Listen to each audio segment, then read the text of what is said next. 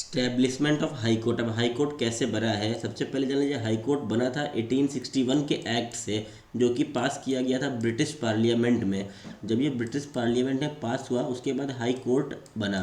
और सबसे पहले हाई कोर्ट बना तो 3 हाई कोर्ट बने थे। सबसे पहले कलकत्ता हाई कोर्ट, फिर बॉम्बे हाई कोर्ट, फिर मद्रास हाई कोर्ट। ये तीनों हाई कोर्ट बने थे एक साथ, वो भी 1862 ईयर में। अब अगर इंडियन कॉन्स्टिट्यूशन उठाते हैं तो उसके अंदर लिखा हुआ है आर्टिकल 214 के अंदर कि एक हाई कोर्ट होना चाहिए एक स्टेट के अंदर। अब पार्ट 6 के अंदर आपको मिल जाता है कि हाई कोर्ट की पावर्स क्या होती है, उसका क्षेत्राधिकार क्या होता है, यानी उसका जुरिस्डिक्शन क्या होता है। अगर आप हाई कोर्ट का करंट सिनेरियो देखेंगे तो कितने हाई कोर्ट अगर हैं तो सबसे पहले हर स्टेट में एक हाई कोर्ट होता है। कहीं कहीं आपको कुछ यूनियन टेरिटरीज़ के अंदर भी हाई कोर्ट मिल जाएंगे।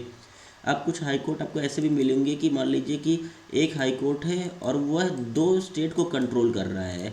जैसे कि आपको Punjab and Haryana high court, एक एक स्टेट के अंदर भले है हाई कोर्ट लेकिन ये कंट्रोल करता है 2 स्टेट को।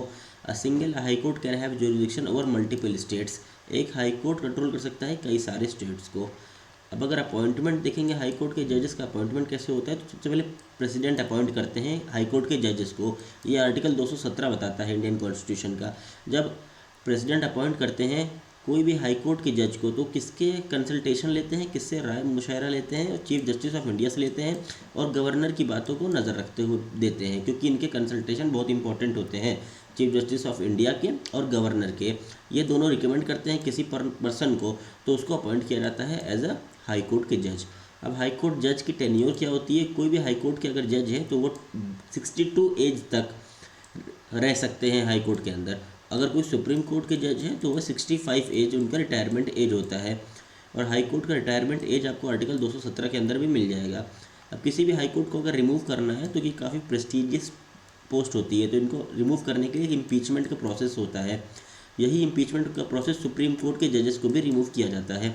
अब अगर कुछ जुरिस्डिक्शन देखें यानी क्षेत्राधिकार देखें और कुछ पावर्स देखें अगर हाई कोर्ट की, सबसे पहले पावर होती है ओरिजिनल जुरिस्डिक्शन। ओरिजिनल जुरिस्डिक्शन का मतलब होता है कि हाई कोर्ट के पास ओरिजिनल पावर है, यानी रिट। हाई कोर्ट के अंदर जो रिट फाइल होती है 5 रिट होती हैं, writ of habeas, writ of mandamus, writ of certiorari. तो ये सारी जो रिट्स होती हैं वह डायरेक्ट फाइल होती हैं ओरिजिनल जुरिस्डिक्शन के अंदर यानी आर्टिकल 226 के अंदर। और वहीं आर्टिकल 32 के अंदर सुप्रीम कोर्ट के अंदर रिट फाइल्स होती हैं। वहीं अगर अपीलेट जुरिस्डिक्शन देखेंगे तो इसका मतलब होता है कि ये अपील सुन सकती है लोअर कोर्ट से। अब जैसे कुछ सेशन कोर्ट के अंदर मामला सुनाया गया है, उससे आदमी संतुष्ट नहीं है तो कहाँ जाएगा, अपीलेट जुरिस्डिक्शन इस्तेमाल करेगा और हाई कोर्ट के पास आके केस फाइल करेगा। इसी को कहते हैं अपीलेट जुरिस्डिक्शन। अब हाई कोर्ट के पास सुपरवाइजरी जुरिस्डिक्शन भी होता है, यानी कि हाई कोर्ट सबसे ऊपर है, हाई कोर्ट के नीचे सेशन कोर्ट है। सेशन कोर्ट के अंदर जुडिशियल मजिस्ट्रेट सेकंड क्लास हैं और मजिस्ट्रियल कोर्ट्स हैं। अब ये हाई कोर्ट सुपरवाइजरी जुरिस्डिक्शन इस्तेमाल करता है, यानी जो भी नीचे की अदालतों में फैसला आता है उन पे अपनी नज़र बनाए रखता है, यानी सुपरवाइज करता है। एक तरह की देखता रहता है कि कोई भी फैसला अनजस्ट तो नहीं आ रहा है, कोई गलत फैसला नहीं आ रहा है। एडवाइजरी रोल, सुप्रीम जो हाई कोर्ट के जज होते हैं उनके पास एडवाइजरी पावर भी रहती है, यानी वह प्रेसिडेंट को एडवाइस भी करते हैं, गवर्नर को भी एडवाइस देते हैं अगर गवर्नर उनसे राय मांगते हैं तो। High court also have power to interpret the constitution. अब हाई कोर्ट के जजेस के पास पावर होती है कि वह भारत के संविधान को इंटरप्रेट कर सकें। और कंट्रोल ओवर सबऑर्डिनेट कोर्ट्स, अब जैसे कि आर्टिकल 235 बताता है कि हाई कोर्ट जजेस के पास पावर होती है कि अपने से जो भी लोअर कोर्ट्स होते हैं, हाई कोर्ट्स के नीचे सेशन कोर्ट मिल जाएगा, उसके नीचे मजिस्ट्रियल कोर्ट मिल जाएगा, उसके नीचे जुडिशियल मजिस्ट्रेट फर्स्ट क्लास, फिर जुडिशियल मजिस्ट्रेट सेकंड क्लास। तो ये हायरार्की रहती है, तो हाई कोर्ट अब कंट्रोल करता है।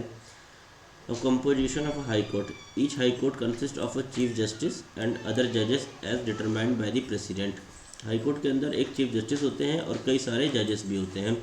हाई कोर्ट एक कोर्ट ऑफ रिकॉर्ड होता है, यानी आर्टिकल 215 के अंदर ये पनिश कर सकता है अपने कंटेम्प्ट का। हाई कोर्ट ने कोई फैसला दिया, अगर कोई पर्सन उसको नहीं मानता है तो वो कंटेम्प्ट ऑफ कोर्ट भी फाइल कर सकता है। उसके बाद जुडिशरी रिव्यू, हाई कोर्ट के डिसीजन रिव्यू भी कर सकता है। आर्टिकल 226 के अंदर जुडिशियल रिव्यू की भी पावर होती है हाई कोर्ट जज के पास।